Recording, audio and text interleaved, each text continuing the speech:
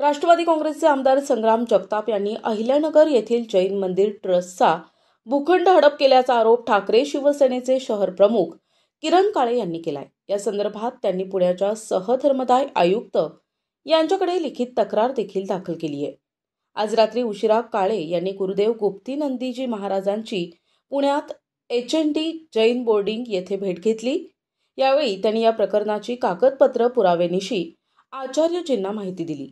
त्यानंतर आचार्य गुप्तीनंदीजी यांनी सकल समाजाला हा भूखंड वाचविण्यासाठी एकत्र येण्याचे आवाहन केले आहे। मुख्यमंत्री देवेंद्र फडणवीस यांनी या प्रकरणात न्याय द्यावा असे आवाहन आचार्य गुप्तीनंदीजी यांनी केले आहे। काळे यांनी या भेटीनंतर प्रसारमाध्यमांशी संवाद साधलाय। यावेळी काळे यांच्या समवेत मनोज गुंदेचा